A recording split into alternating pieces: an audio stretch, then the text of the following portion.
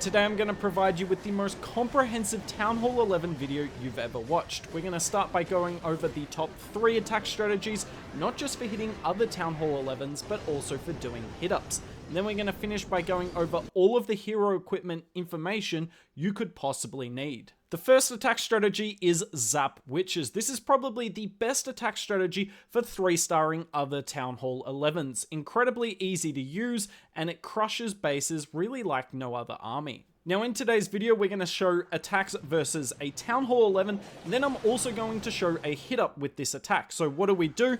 You're going to remove both Infernos off the base with 4 Lightning and 1 Quake on either one of them. Regardless of whether it's a single Inferno or multi-Inferno, remove it. Then put 1 Golem, 3 Wall Breakers, and 4 Witches on either side of the flank, so that we can set a beautiful funnel for our troops down the middle. Now you're going to put down the Golem, Queen, Witches, and Warden. Do not put your king down, however, until you've wall broken into the base. We get the wall breakers in and the king goes in. Now, this is not the best version of the army. I do not have any super troops with it, and in this 11v11 hit, I have taken out the epic hero equipment because I want to show you that this attack strategy works even if you don't have epic hero equipment. We use the king ability to open up the walls. The earthquake boots is so important in this attack strategy.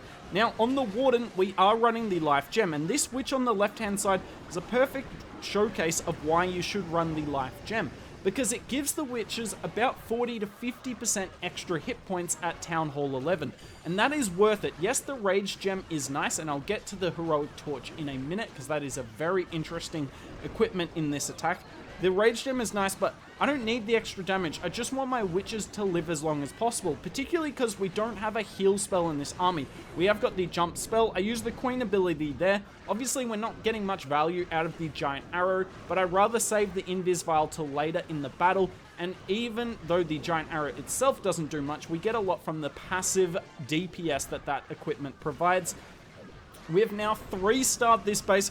We didn't use the CC or a siege machine. We did use our CC spell in the jump spell, but then no epic hero equipment and no super troops as well. You can bring super wall breakers with this army. You will see this in one of the later attacks with this strategy, but we didn't need any of that here. So very simple, but you do generally need your CC spell because you use so many of your spells obviously at the very start of the attack.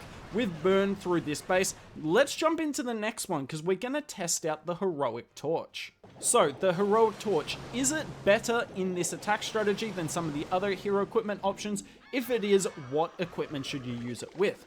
Now for me, the heroic torch is a really interesting one.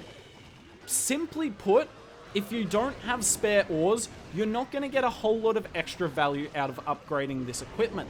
However, if you do have spare ores, it can be better some of the time. Now, generally, what you would use it with depends on the placement of the Eagle Artillery. If you can get to the Eagle quickly, like you see here, then we don't really need the Eternal Tome, because there's no real major targets on the base once we get through this Eagle, because we zapped out the 2 Infernos. Now, you're going to see here, I popped the heroic torch in a second, and you're going to find out the problem here. With this attack strategy, we split our troops wide across the base, and that means the Warden Tome can only cover so much. So it helped the king get through one wall, but we used the Earthquake Boots ability then anyway. So the heroic torch really got no value over here, and you see this compartment here, so the golem gets through this wall, and that is it. Because my heroic torch is level 12, you can get it up to level 15 at Town Hall 11, but even then, that's only 16 seconds. It's just not long enough, because with this attack strategy, we have no rage spells to speed up our troops. Witches and golems are super slow. So is it nice? Yes. Can you save a CC jump spell by bringing it? Yes, but it is a bit more risky. For instance, if you hit a bunch of giant bombs in the core of the base, yeah, you can stop like 7% of the damage with the heroic torch, but that's really not going to do much. I'd much rather have the Eternal Tome. So the simplest way to look at it is, yes, it is nice to have, and you can absolutely still 3-star with it. It's just a little less reliable. But if you don't want to use your CC jump spell, then bring it. If you're willing to use your CC jump spell, then I think the Eternal Tome is just better. But you're going to see a scenario in the next attack where it might have been better to bring the Heroic Torch then bringing the life gem, because we're going to take down a Town Hall 12. Now, we have spent a lot of time talking about how good this attack strategy is versus Town Hall 11s, but it is terrible for hit-ups because they get a third Inferno. Now, I'm lucky here. There is a single Inferno here, so we are going to leave that one up. But on top of that, if you look at the spell comp, we have to bring an extra 2 lightning spells because the new level to the Infernos at Town Hall 12 means 4 lightning and 1 quake is not enough to take it down. Even if we bring the higher level lightning, 4 lightning, 1 quake will not take it down. So we are now using 12 spells to remove 2 Infernos here. Now, obviously, I could have used 1 Quake spell to activate both of those, but most Town Hall 12 bases don't have the multi-Infernos that close to each other, so I thought it would have been a bit base-specific cheese in that sense, so I decided to use the maximum amount of spells there so it's more consistent across the board. We set the funnel on either side here. I decided to use 5 witches on the flank and the final 2 down the middle. Now, when you're using this attack strategy, you want this hero equipment combination on the queen, and you want to pop the queen ability immediately because the giant arrow is best spawned immediately, and the giant, well, the longer that's up, the better for us. We also have the log launcher here. You can see the value of that. I never would have been able to wall break through that dead zone there, but thanks to the log launcher, we are able to. On top of that as well, it's taken the Town Hall down to half HP, which is honestly quite ridiculous. We've saved our Warden ability here. Any second now, we're going to pop the Eternal Tome to get through the Town Hall. We definitely need the Eternal Tome at a Town Hall 11 verse 12 hit because of that weaponized Town Hall. However, you're going to see here, right? There's not that many witches in the core of the base. So this life gem really isn't doing much. The life gem doesn't add many hit points to your high hit point units. So this actually would have been a great case of when maybe the heroic torch or even the rage gem would have been better than the life gem. The life gem is amazing with witches, not with your heroes, but when you have more witches on the outside of the base and more heroes in the center, particularly like the giant here, then you can think about bringing rage gem or the heroic torch. Still, generally the life gem is better, particularly versus Town Hall 11s, but beyond that, it is completely up to you. You see, we swag the king ability here, so you can 3-star on hit-ups, but it is far from the strongest one. The next 2 attack strategies I'm going to show you are far better. Next up, we have Super Yeti Clone Mass Dragons. This is such a simple air attack strategy, and it's not only strong at Town Hall 11, it is insane at doing 3-star hit-ups, but also it is the best attack strategy for 2-star hit-ups, for instance, if you're hitting a Town Hall 14 or 15. This attack strategy is borderline ridiculous, so you see the giant arrow does get insane value here, but generally you should be able to remove 2 air defenses with the giant arrow, so it's not kind of crazy to think that you might get this sort of value consistently. Then you're going to spam your dragons with the lava hound in front to tank with your balloons. Now you might be thinking, what about your minion prince and warden? Well, this attack strategy, you don't need that. You pop the blimp in the center of the base, and then what I love about this is you literally cannot clone the Super Yeti. You do not have enough cloning space at Town Hall 11. You can, however, clone the Electromites, and generally, the Electromites are stronger than the Super Yeti anyway, so you can see it cleared out the entire core of the base there, and that wasn't even a super compact base. The Super Yetis do even better on compact bases than they do ones like this, and we were still able to take this down super effectively. The giant is ridiculous, tanking for that minion to finish off the Archer Queen, and would you look at that? We 3-starred here using only 1 hero. This is easily the best attack strategy for upgrading heroes. You could do this with your queen down as well. You could do this with your king as your only hero up. But particularly if you're upgrading your warden, you've got lots of warden upgrades to do at Town Hall 11. This is easily the best attack strategy. You're just going to completely destroy bases over and over again. So, whilst the Zap Witches is really good when you've got 3 heroes and you won't necessarily need the CC, this you can do without heroes. Completely ridiculous. I don't even use 2 freeze spells either. They're really nice if you need to stop a sweeper or air defense or an inferno. But, I mean, the Super Yeti clone blimp's ridiculous. But it also works against Town Hall 12s if you want to 3-star, and it is more reliable at these hit-up 3-star attacks than, say, the Zap Witches we just saw. Exact same thing, you use your Archer Queen to remove some air defenses and set a funnel. Baby Dragon at the top left is important to funnel all our dragons in. Then the Lava Hound's going in front and tanking for our troops. We delayed the Blimp a little bit. Now, keep in mind, the Blimp's not going to get the benefit of the Eternal Tome that far into the base, but it's fine. You've got the quad clone, and you can clone quite far away from your troops. Notice how I'm not putting the clones on the same tile. You do not want to do that. Spread your clone spells out so they can get as much value as possible. And yet again, we just eradicated that entire Town Hall compartment within like 0.3 seconds. It's ridiculous. And the Super Yeti mites, the Electro mites are still going. We use the freeze spell to stop the Arch Queen here. Nice Dark Orb ability as well. You want to make sure you line that up so that your minion prince can get the most possible value. Don't worry about maximizing the henchman puppet. It's all about the Dark Orb. And you see here, we got a bunch of dragons on the top side. We've got a bunch of dragons on the bottom side. Minion prince with it as well. And you know what that means. This attack strategy is borderline ridiculous. The Super Yeti has kind of revolutionized blimps at the lower Town Hall levels, because the Yeti clone does not work very well. You can only clone one Yeti at Town Hall 11. But why would you clone that when you can clone, what, like, is it 10? 10 Electromites, and they will gut the base for you. But what I also love about this attack strategy is it's very flexible and versatile. So I'm going to use it here against a Town Hall 14. But we're not looking for a 3-star, right? I am a Town Hall 11. This is a max Town Hall 14 with a pretty good base layout. There's just no way I'm ever going to be able to 3-star it unless I get a miracle. And particularly for 99% of you, this is the same thing. But some of the time, particularly in the CWL, you're going to run into bases like this. So we use the giant arrow to remove the sweepers. We've got a few troops going around the base, just clearing up some trash. Then we're going to put the Lava Hound down, same as usual. Spam the dragons in with the balloons behind. Warden, Minion Prince, and then we're going to put the Blimp down any second now. There we go. Blimp is in action. We see that Furnace CC. That is obviously a nuisance. You could bring a poison spell instead of the freezers with this army. Completely up to you. Yet again, I spread out the clone spells. The Town Hall goes down. The Electromites, look, are they going to get insane value? No, it's a Town Hall 14. That poison effect on the Town Hall is pretty brutal. But we've already gotten to 2 stars, and I mean, that's all really your clan leader can ask of you when you're doing a 3 Town Hall hit up. Don't worry, I've also 2-starred even as high as a Town Hall 15 with this attack strategy, but I decided to show this Town Hall 14 instead because this is a legit base. That Town Hall was in the center, there were single Infernos everywhere, very well leveled up base as well, and not only are we going to get a 2-star here, we are going to get 71% on a hit up.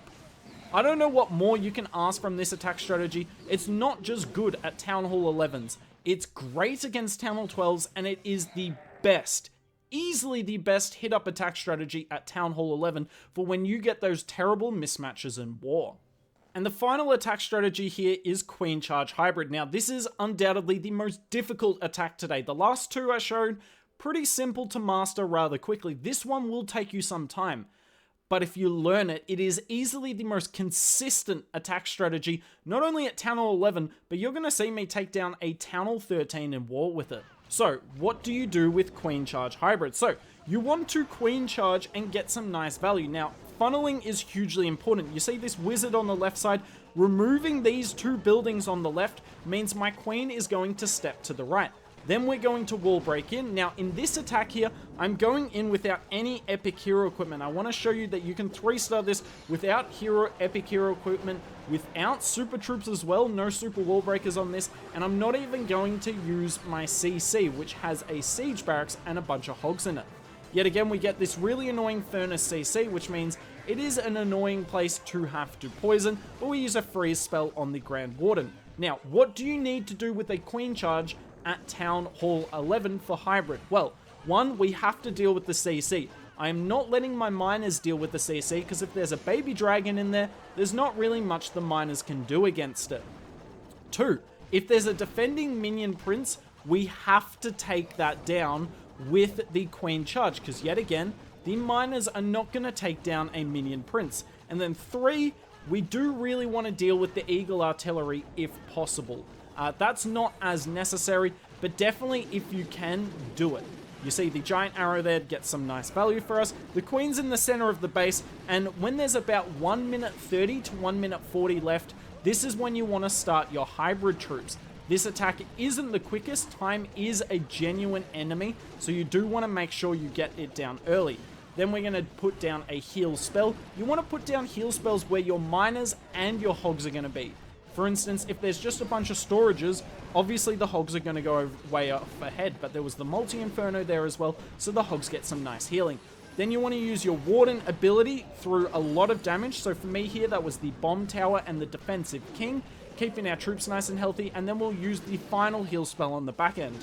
I cannot reiterate enough, you have to bring the life gem with this. This isn't like Zap Witches where there's a few different combos that works. It is literally only the life gem. If you use a rage gem with this, I hope every giant bomb hits your hybrid and it goes down as quickly as possible. Trust me, this is just so much better. And obviously you need to run the Eternal Tome.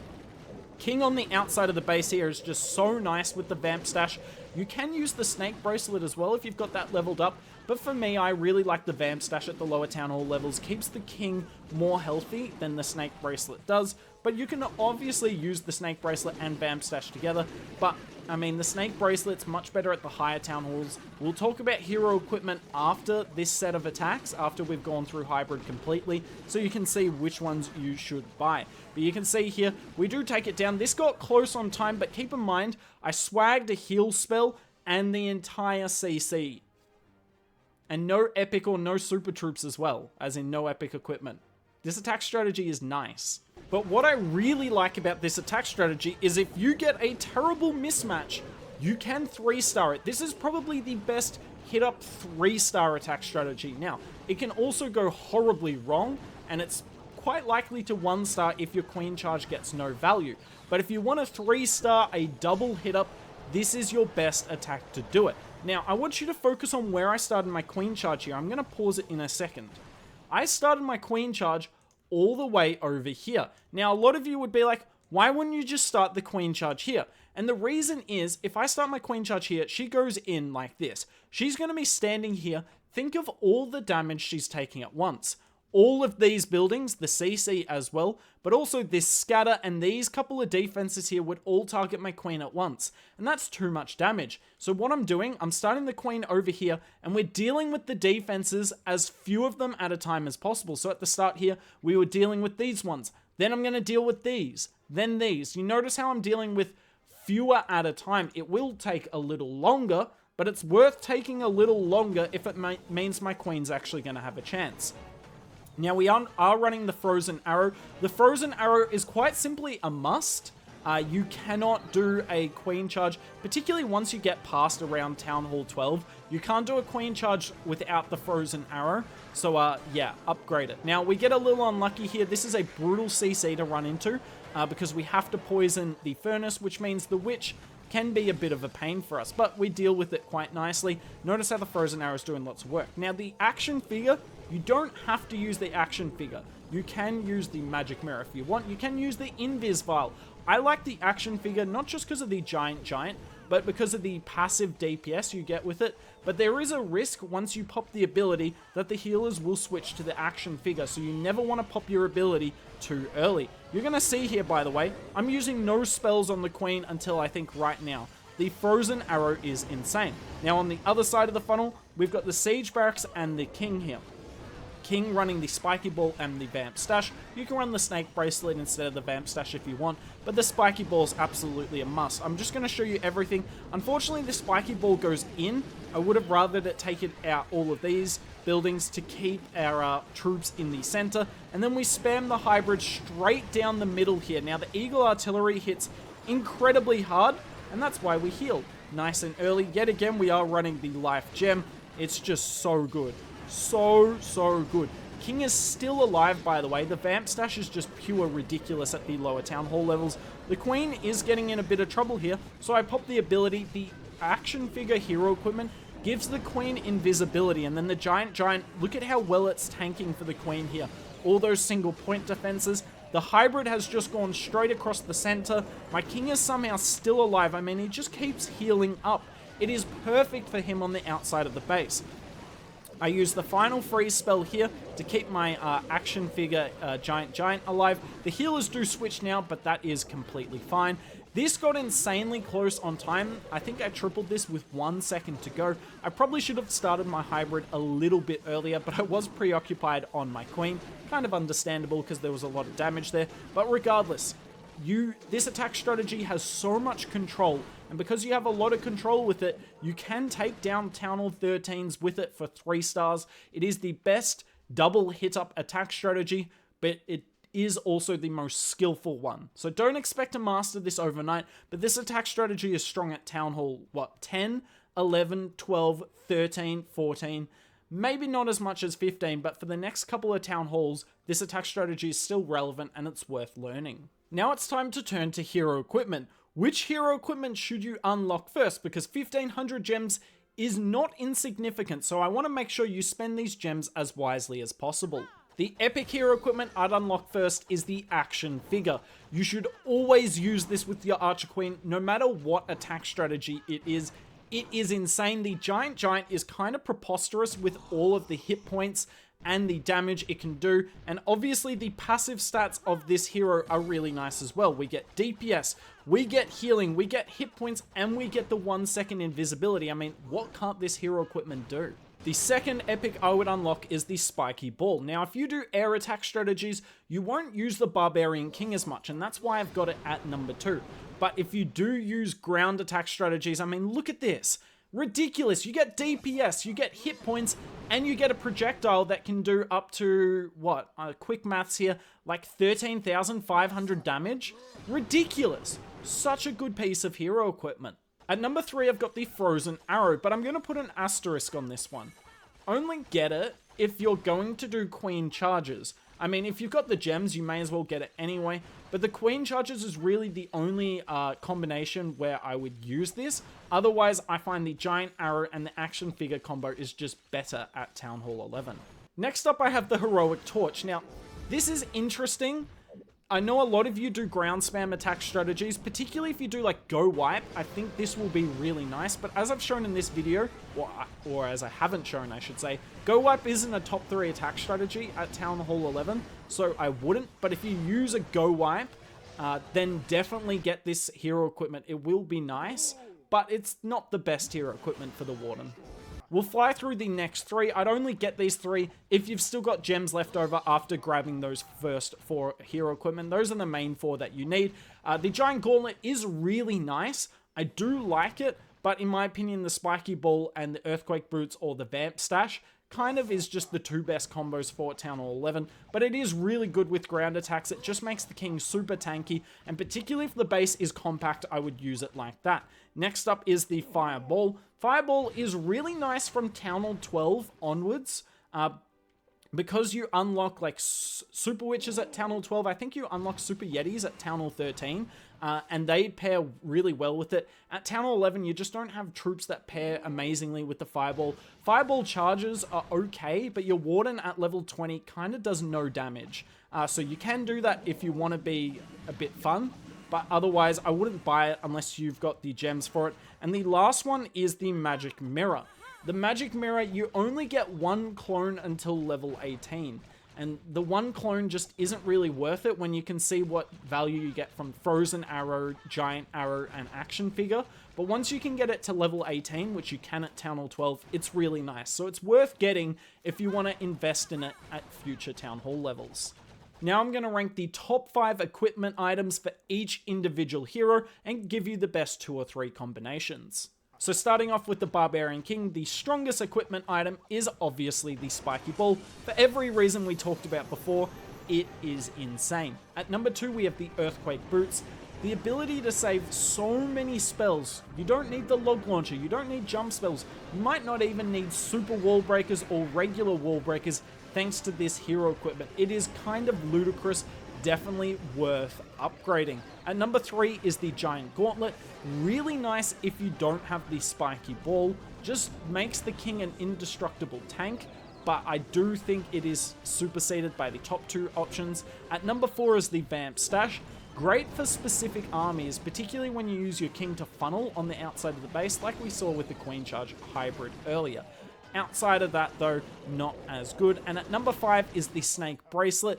Bit of an unknown for me. I just don't see many people use it at Town Hall 11, but it's quite expensive. Obviously, you have to use the Starry Ore for it, and I think I'd recommend you use your Starry Ore on the other epic options rather than that, because the Vamp Stash can kind of do the same thing, but better in my opinion. In terms of combinations, there's only really 3 you need to think about. The best one is the Spiky Ball and Earthquake Boots, and you want to use that when your king is on the inside of the base and the walls aren't open. However, if your king's inside the base but the walls are open, for instance, if you're using the Heroic Torch or like a log launcher, then you can definitely look at bringing the Giant Gauntlet and Rage Vial. If the buildings are compact, that will do more damage than the Spiky Ball would, and obviously the Earthquake Boots are not that handy if you've opened up all the walls anyway, but that's only for specific cases like that. And then if you're using your king to funnel, like we saw with the hybrid, then the Spiky Ball and the Vamp Stash is best. Onto the Archer Queen, and the best equipment item is unsurprisingly the action figure. Just ridiculous, use it in every single attack. The second best is the Giant Arrow. For me, this is just so insane. You can remove air sweepers and air defenses if you're doing air attacks, but even if you're doing ground attacks, you can do so much damage. You can remove so many defenses off the face of the battle without even aiming it up properly. On top of that, you can actually remove a defensive Archer Queen if you do line it up perfectly.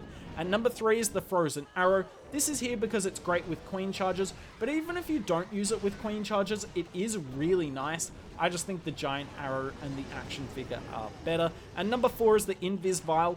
Really good if you don't have any of the epic items on your Archer Queen. Just so much damage and provides a nice safety blanket. But if you do have the epics, I would recommend them instead. And at number 5 is the Magic Mirror. For every reason we talked about before, once you get it to level 18, it's good. Until then, not as strong. In terms of combinations, this is really simple. If you're doing air spam, use the Giant Arrow and action figure. If you're doing ground spam, use the Giant Arrow and action figure. And if you're doing Queen charges, use the Frozen Arrow with either the action figure or the Invis Vial. Now the Minion Prince is even more simple, which is really nice for us. The strongest item is obviously the Dark Orb. Ridiculous. Really wide range for the ability, the slowdown effect is nice, and then you get some extra hit points and damage as well, like it wasn't already strong enough as it is. Number 2 is the Henchman Puppet. I really like this. If an air defense or a single Inferno locks onto your Minion Prince, that 1 second invisibility is really nice, and then you spawn 2 mini tanks, but the main thing that makes the Henchman Puppet so good at the lower levels is the insane extra damage per second you get. It is really noticeable when your Minion Prince does not have the Henchman Puppet. At number 3 is the Metal Pants. This is really nice. I feel really bad for putting it at number 3. It's just the other 2 are stronger, but it does give some really nice extra hit points to the Minion Prince. And at number 4 is the Dark Crown. Do not use the Dark Crown until Town Hall 14 in my opinion, but definitely not at Town Hall 11. The reason for that is you just don't have enough troop space. You don't get the 3rd level up on the Dark Crown ability until you get 180 troop space to die, and that is most of your army. And even once you get that 3rd level up, the Henchman Puppet actually does more extra damage per second than the Dark Crown if you've maxed them both out at Town Hall 11. And then on top of that, with the Henchman Puppet, you still get the invisibility and the tanks. The Dark Crown, it looks awesome when it's big, but looks are deceiving. Do not use it till Town Hall 14, trust me on that one. And then the best combination, there's only one, the Henchman Puppet and the Dark Orb. Only combination you should use, perfect for maximizing your air attacks. Then finally, the Grand Warden. The strongest item is the Eternal Tome, unsurprisingly. Just makes all your troops invincible, and it nullifies the Eagle Artillery completely. The second strongest is the Rage Gem. You can use this with basically every high hit point army that you have. The only times I wouldn't is if you want to use the Heroic Torch, if you're bringing, say, a Go Wipe army in. At number 3 is the Life Gem. Really nice with low HP units like Hybrid and Witches, and they are 2 of the 3 strongest attack strategies, so it was kind of close between Rage Gem and the Life Gem for number 2, but I went the Life Gem at number 3. And number 4 is the Heroic Torch. It is still a bit of an unknown. It is nice, but why risk it when you only get 16 seconds ability? And as we saw earlier, your troops just aren't moving that far through the base in 16 seconds. And at number 5 is the Fireball. It is nice, but better at the later Town Halls than Town Hall 11. Wait until your Warden does more than a measly amount of damage that he does at level 20. And in terms of the combinations, it's kind of as I said there. If you've got high hit point troops, use the Eternal Tome and Rage Gem. If you've got low hit point troops, use the Eternal Tome and Life Gem. And then if you want to use the Heroic Torch, it depends on the Eagle Artillery. If you're going to take that down quickly, then use it with the Life Gem or Rage Gem. If you're not going to get to the Eagle Artillery quickly, then use it with the Eternal Tome. Now, this video has probably gone quite long, so I'm sorry about that, but let me know down below what you think of these longer videos. Do you wish this was just a 10-minute video? Do I need to do the hero equipment? Do I just need to do the attacks? I really value all your feedback, so do let me know down below. I listen and read every single comment. All the army links will be down below. Time for you guys to go out and smash Town Hall 11 and Town Hall 12s and Town Hall 13s.